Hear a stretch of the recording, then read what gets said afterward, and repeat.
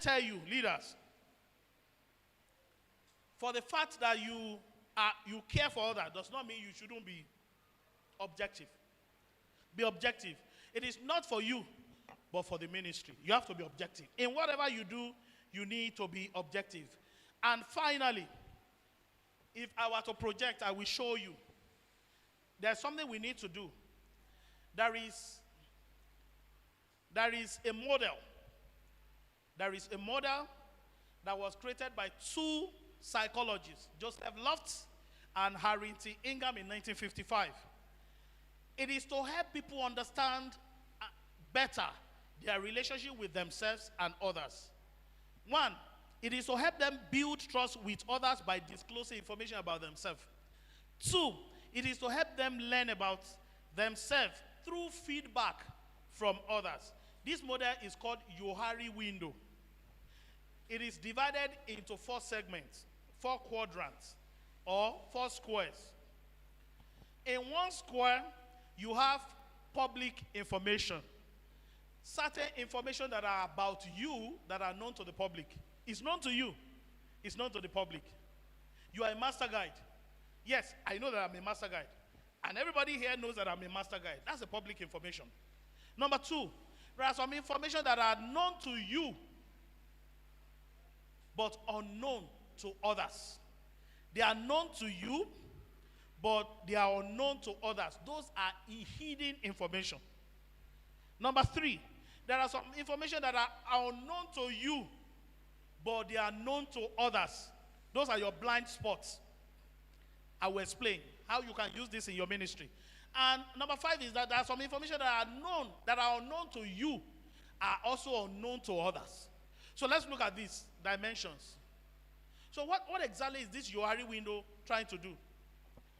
Johari window is trying to increase our potentials by saying that your aim is to increase the size of your public domain through self-disclosure, through shared discovery, and through feedback. The reason why you belong to this ministry is that you want them to know that you have certain capabilities, that you can lead. Before, we did not know that you can lead, so we subjected you to some rigorous exercises. Compile the portfolio, present, go through series of pre-assessment sessions, and come finally for final assessment. And at the end of the day, you are awarded pass mark. So, certain things we did not know about you before became known to us. So that moved from a quadrant to another. So Johari window is saying, if you do not share certain things about yourself with people, if you do not disclose certain things about yourself with people, and if you do not give feedback, definitely it will be difficult for people to rate you rightly. You have a master's degree, and you are keeping it from your employer. You will not have a raise. There will be no promotion. Because they do not know that you have skilled up. Until they know. That's when they will now say, oh, he has a master's degree. Oh, yeah, bring it now. Let's make him a manager or a general manager. Because they now know about your capabilities or your added value, they can now rank you. So let's move to the application in the youth ministry. So for the youth ministry, the Johari window of public domain is saying, these public domain things are those attributes of yours that are your behavior, your attitude, your knowledge, your skills, your public history. A lot of people know about this. So you can't hide them. So when you are dealing with people, know that people are aware of your abilities. They are aware of your feelings. And they are aware of your behavior. And people around you understand you well, so they know how to relate with you. So the smaller public domain, they can be a sign that someone is new to their role. Because they do not know certain attributes about you. You've just become a master guide. But you have mastered in youth ministry. Master's degree in youth ministry. But you just became a master guide. Hello? Master's degree in youth ministry. But you became a master guide. You were already loaded with youth ministry before you became a master guide. Now, when you now step into master guide's role fully, you now begin to bring out those knowledge, those techniques, those methods, those approaches. That will now make people, oh, this man is like this, and now pushes you to another domain. So when you do not let people know about your capabilities, then you are disadvantaged in a way. So let's go to hidden region. Your hidden region represent things that you know about yourself, but that you keep them from other people. You know those things about yourself, but that you keep those things from other people. You are hiding information that is related to your work, the ministry, that could lead your youth members or people that are working with you, your counselors, to have less trust about you. They will have less trust about you. Do you know why? You know those things about yourself, but you are not allowing them to know it. You know those things about ministry. You are not allowing them to know it. I recall clearly that at our times, we do not have proliferation of manuals as we have it this day. Manuals were not many. They were not available online. Maybe companion in a particular region, and you have friend in another region. That was how they shared it. Early 90s, late 80s. So, when you have the knowledge and you don't want to share, they will say it's a selfish leader. He doesn't want to teach us so that he can continue to dominate us, so that he can continue to oppress us. But when you make it available to them, they trust you because you are ready to share information. But when you are empowering them, you are helping them. So those things in your hidden region, you need to make it known to them. Because those things in your hidden region will prevent you from delegating. And you will not trust others to give work to. You will not even have people to give work to. Leadership succession becomes a problem. You will be the one that they will elect leader next year. Another year, they will look. They will not see another person. They will put you again. 3 years after, they will look. They will put you again. When do you want to leave that place? If you do not leave that place, you will not grow. Because if you do not leave a position, there is no consideration for a higher position. So sometimes we think that we are smart, but we're actually doing ourselves. And then, that region could be a protective front for you. Yoruba used to say, what I will use to do an elderly person, now under the leaf, I go put them. So all of you will not see it. So that final, they will say, who is the most skinny one here? Say, I am. Show it. You know. But in this ministry, it's not like that. Don't hide anything from anybody. If the general conference people had hidden something from us, we will not be this developed. Please empower the people you are leading. So don't think that you are doing the ministry well by hiding so many things in the hidden region. Let's look at the blind spot. The blind spot represents things about yourself that you are not aware of, but that others know about you.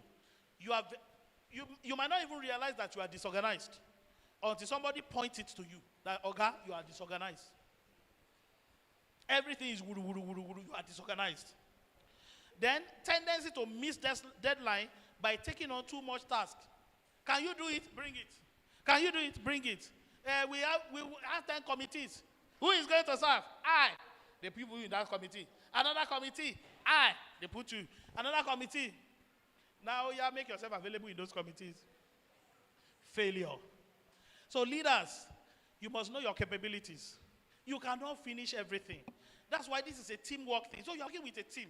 As master guide, you are working with a team, and you must make sure that you are using them. So let's look at the smaller blind spot region.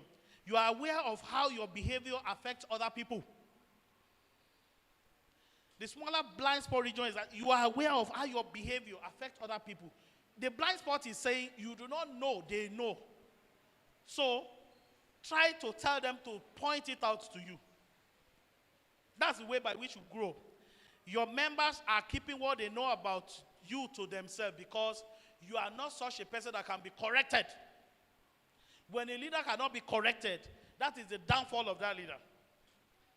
Nobody is perfect. So your weaknesses, when they point it out to you, take it as a good feedback so that you can work on it. So that is another part. The unknown region, which is a very, very, very terrible thing. You don't know something, and yet you don't even wish to know. You don't know it to yourself. It represents things that are known to you and by others. An ability that is underestimated, untried through lack of opportunity, encouragement, confidence, or training. Leaders, the Yohari window of some of the people we are leading is in the unknown region. But we are afraid because we think they may fail us. That's why we don't involve them. Oh, you have not become a master guide. No, you can't do that. You have not served in any of this. You can't do that. Please, try to begin. That's part of mentoring. Let them fail. Let them fail. They will fail forward. Let them fail. Guide them through the process. When they learn, they will remember how they failed, and they will not repeat process in that awkward manner. So, leader, a lot of the youth we lead, they are in their hidden region. They do not, unknown region. They do not know a lot about themselves.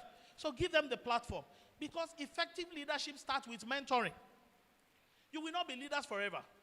But you need people to replace you. But when you don't do mentoring, they can't replace you. You always do coaching. You're always there, holding their hand. But let mentor so that they can be there when you are not there.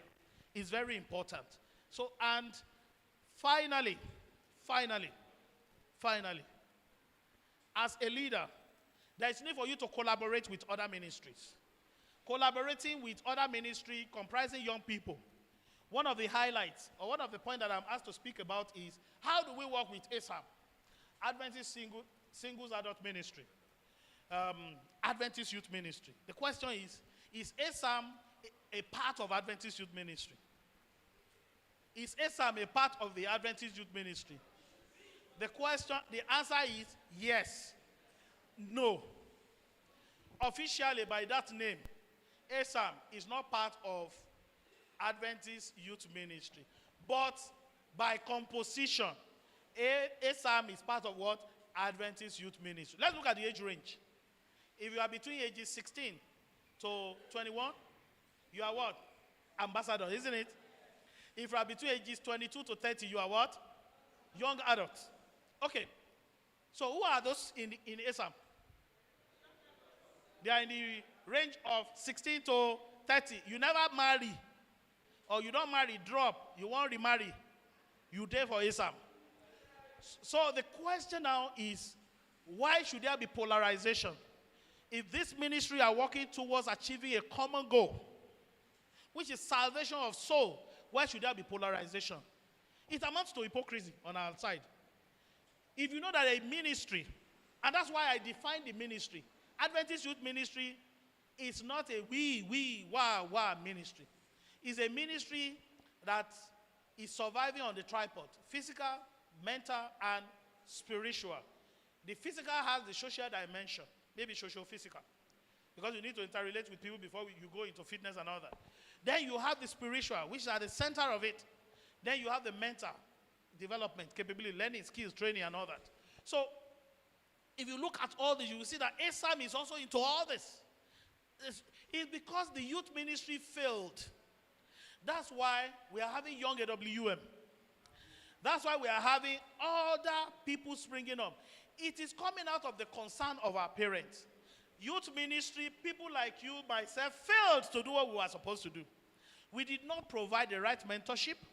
So the parent needed to pull these children out to enlist them where they will be properly trained and taught. So that's why you have young WAM. And the reason is, many of the skills that you cannot teach, you think you cannot teach in the AYM, are being taught in the young AWM. So that is gradually displacing you. So that kind of a youth will say, AYM is not useful for me, because I have found a ministry that better suits my need, and away with you, AYM. So when you look at the composition of those in ASAM and those in the Adventist Youth Ministry, they align. And they are one and same. Let's look at the 7 foundations of the Ambassadors Ministry to wrap it up. The Ambassador Ministry has 7 foundations. And these 7 foundations cannot be wished away. You will see that these 7 foundations cut across. Even with ASAM, learn from this. Leadership development. In ASAM, they talk about leadership. They talk about how to grow, how to assume that role, how to lead people. Similarly, in Ambassadors Ministry, they do. And leadership has to do with the curriculum we have: Master Guide, AY Leadership, Small Group Leadership, and other age-appropriate and well-established scheme can be considered. So in ASAM, they also have structured learning. I want to believe that they have engagement. They have ASAM sessions, conference, conventions, where they invite speakers to teach them. Then community outreach, which is central to senior youth ministry in terms of development. Ambassador actually do this a lot. And ESAM as well. They also do this. Let's look at other dimension. Discipleship. Ambassadors are into discipleship. The IDB plan and all that. And mission lifestyle. Whether small group and all that. Ambassadors are into this. And I want to believe that ESAM are also into this. Vocational and career development. The makeup of people in ESAM are workers. You have engineers, you have tech people, you have doctors, you have lawyers who are still on the waiting list to get married. And when you look at the ambassadors, those who have finished universities and all that, they're in this category. They're engineers, they're lawyers, they're doctors, and they're... But because of the fact that the leadership we have at the youth ministry level did not rise to the challenge, the General Conference discovered that, yes, there's going to be a problem when a youth leaves guide and is wandering around before turning 18 to become a master guide. What would that youth be doing? Between 16 and 18. Junior youth, junior counselor, to understudy a counselor? Or what? Or we don't do teen leadership training here, where you engage them. Or you enlist them. But they are not actively engaged. So move them to ambassadors. Let them in. Even in ambassadors, if you read the entire curriculum, you talk about honor achievement. Is there outreach, recreation, honors? They are all there. Because they know that during that age period, they are still preparing for master guide curriculum. I'll be with the master guide curriculum. So friendship and relationship skills development is in ESAM, is also in ambassadors curriculum. Character and personality development is in ESAM and is in ambassadors curriculum. So look at this. There is no dissimilarity. There are no differences markedly between ESAM and ambassadors. Just that one is structured learning, the other is somewhat unstructured. But at the end of the day, they are working towards the improvement of their members, having improvement of their members improved, skilling them up, making them people that will fear the Lord. So let there not be disaggregation. We should work together as a team. But I also want to enjoin or to advise or to encourage our members who are in the ESAM not to over-prioritize. Because even in the ambassadors and young adults, you have what is called looking for your life partner there.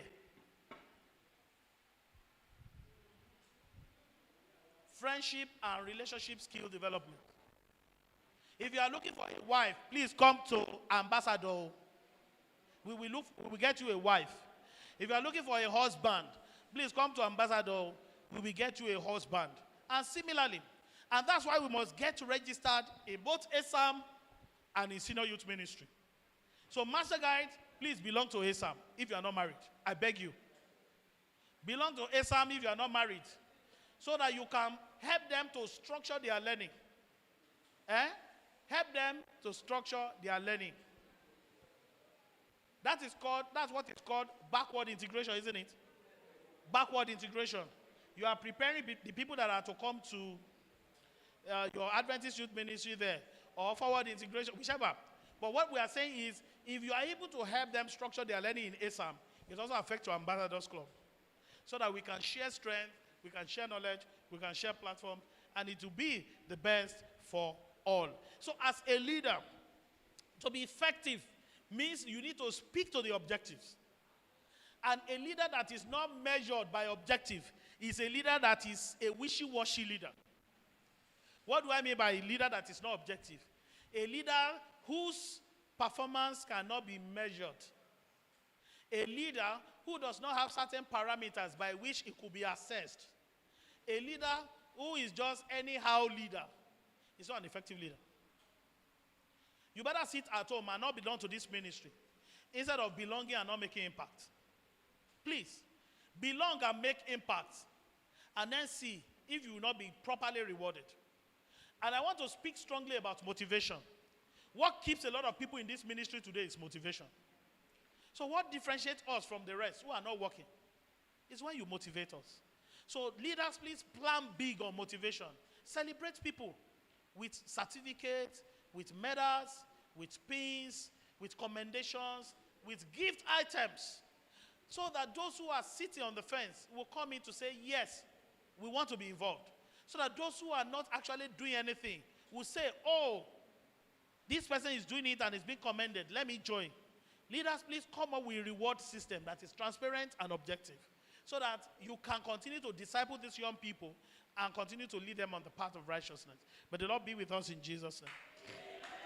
Thank you.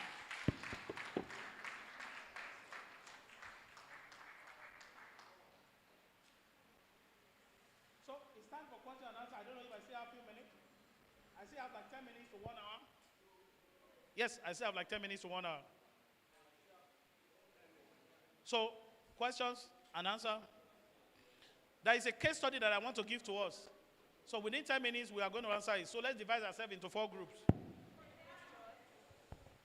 Okay, what's the question? I have 2 minutes for the question before the case study. Yes, I have a question, sir. All right. Now, we know the structure of our church. Okay. You could be a master guide for the next 10 years. Yeah. They will not give you position to be a youth leader. Okay. But master guide is a philosophy of training leaders. Now you have assumed it. You are qualified. But there is no place for you to work. Show them where the works are. Okay. Because with self-motivation, I believe there's a place to work. Yes. Show those ones that are not elected as youth leaders where to work in the church. Okay. Okay. See, the primary purpose of being a master guide. Hello?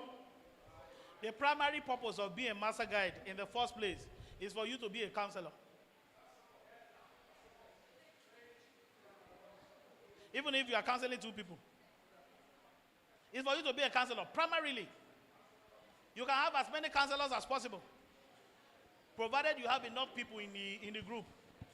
Counselors, master guide, you are counselors. See, I don't know if we know how the work of counselor, do we know? I'm not belittling also. A counselor should focus on the youth. Are we together? A counselor should not focus on collective youth, on the youth.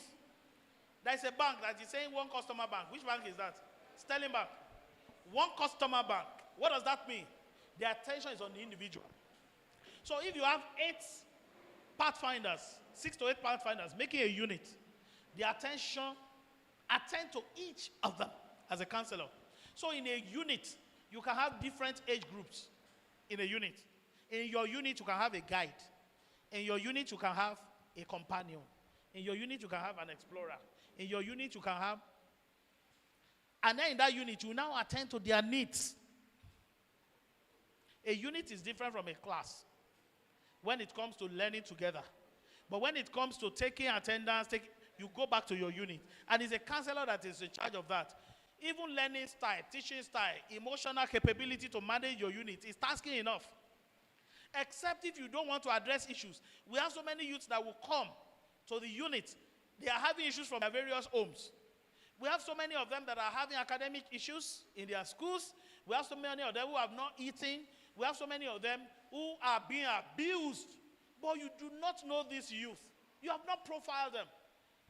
One of my sessions under teaching style is that you know to know philosophy of teaching, psychology of teaching.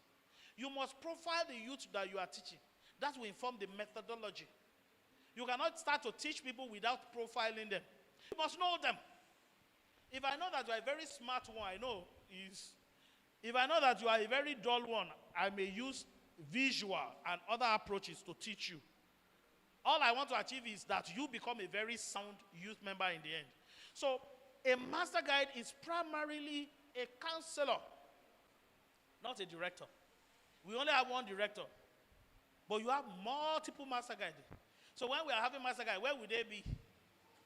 Counselors, they are all counselors. So if you are a master guide, you can drop from being a director to become a counselor. You can also go back from a counselor to becoming a director. And you can also function as a counselor and a director at the same time. So if you're a director, you can function as a counselor if you don't have enough people. But if you're a counselor, if you're a master guide, and the reason why we are not getting the best result is because we are not fixing master guides in the right positions. People who are not master guides are the ones taking our classes. So we are not getting the right feedback. We are not impacting the youth. We are using people who are guides, who are explorer, who are a ranger. They are managing classes for us. How can we get the best result? We can never get it. Because the psychology of teaching, the psychology of learning, they are not applied. People who are still learning. And you are deploying them to go and be your resource persons. What do they know? They don't know anything. They don't know temperament. They don't know profiling. And you are teaching. Your club will not grow. It will be giggle. Garbage in, garbage out. Year in, year out. So primarily a counselor. I hope that answers your question, sir. Yes. Before the case study. Sorry.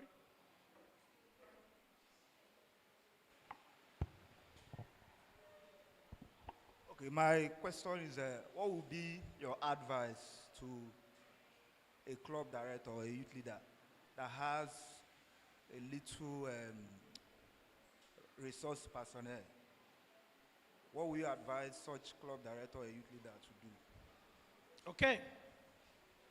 Let me correct an impression. There are 4 major ministries that I can recognize by the General Conference session that sat about 2 years ago. 4.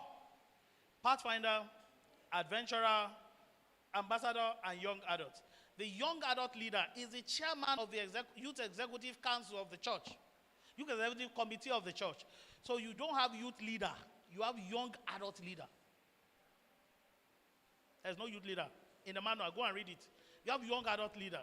So let me correct that. Secondly, when you don't have enough resource persons, there is no bad in bring people together and organizing basic staff training course.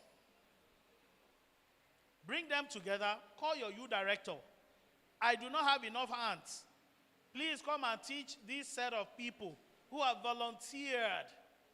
Assemble them, call your director to come and organize basic staff training course. It could be on a Sunday, 8 hours, 10 hours. Give them nice lunch, nice refreshment. Let everybody be happy and deploy them. They will do the work.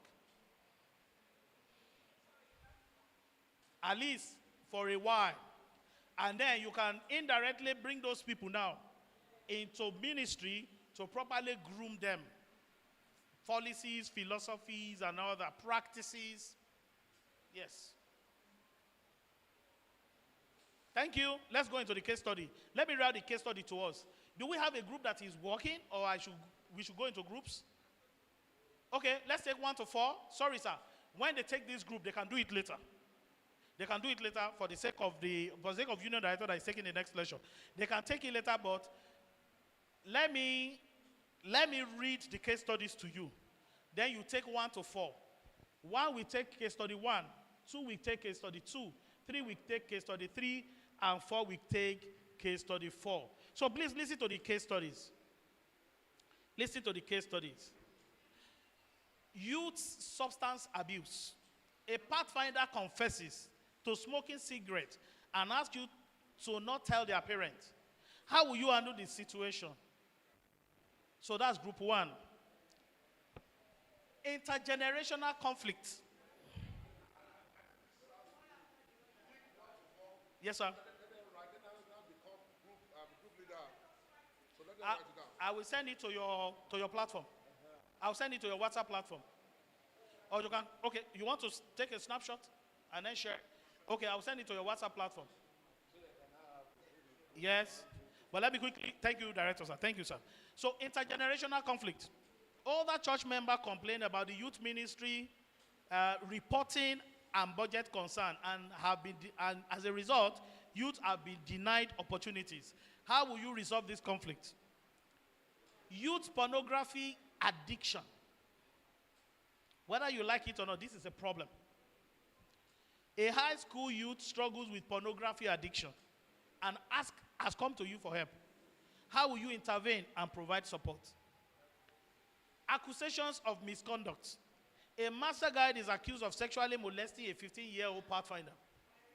What step will you take to address this situation?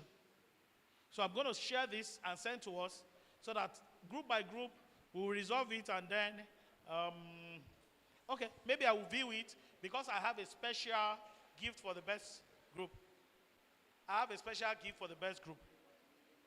Did you pay registration fee for this? They pay registration fee. They pay registration fee 5,000. So I will subsidize for all the group members. I will pay you your 5,000 naira back. All the group members, even if you are 20, I will pay you your 5,000 naira back. Provided you are able to meet what I'm expecting. If you don't meet it, I won't give you a dime. If you meet it, I will give you back your money. Today, I will give you back your money. So I'm going to snap it and send it to you.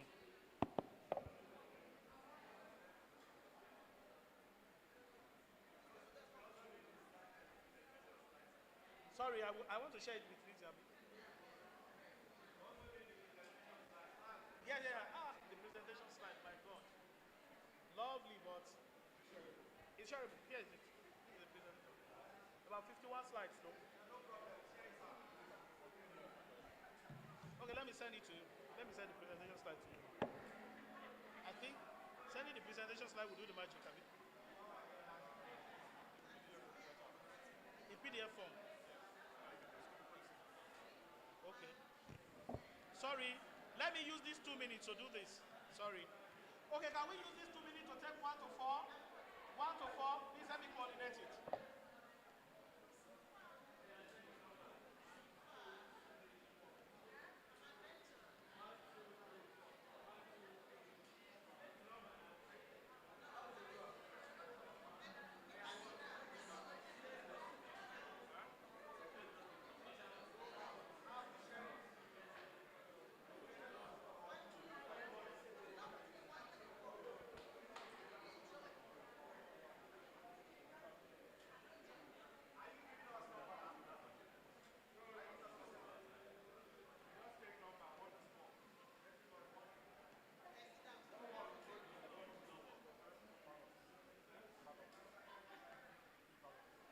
Please take the number quickly so that we can.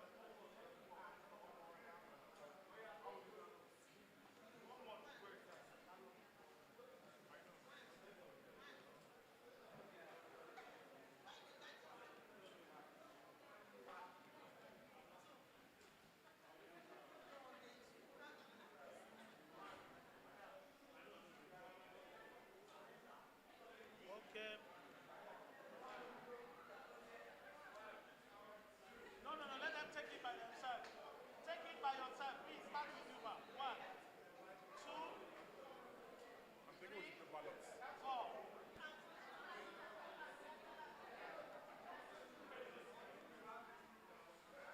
So thank you very much for having me.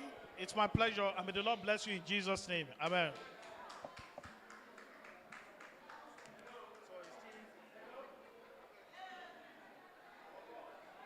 Okay, it's okay now. Maybe now, maybe I'll close. So I can share it with you.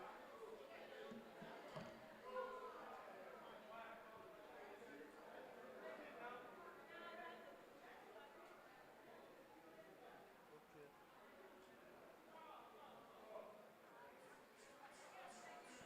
Thank you, sir.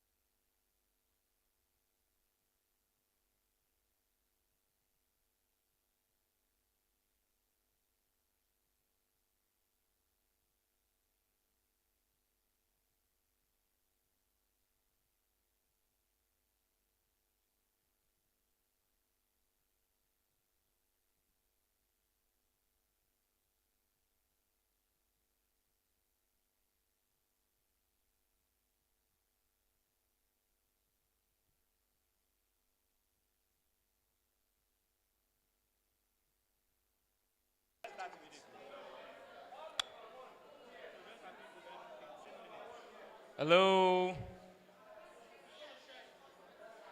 leaders. Please just pay attention. Pay attention. We'll use them as the breakout session.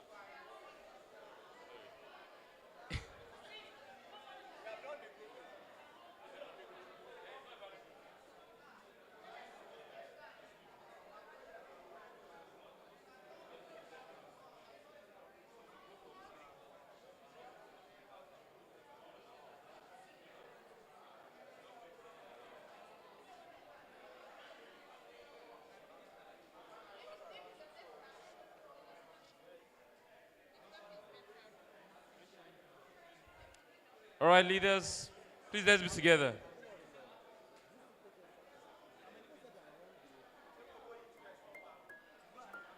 Leaders, oh, let's be together, let's be together.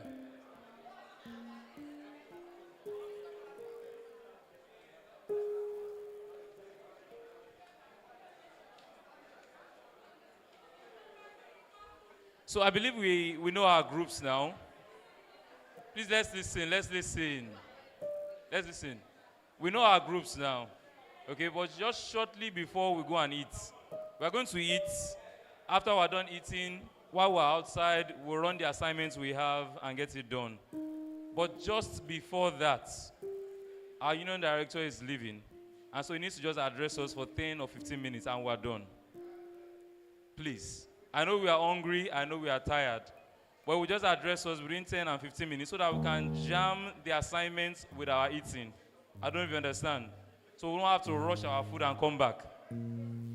Please, let's be settled. Just 10, 15 minutes and we're done. Yes, 10, 15 minutes. Today is Sabbath, we won't lie. Master guide. Master guide. Please, let's settle down. Let's look here.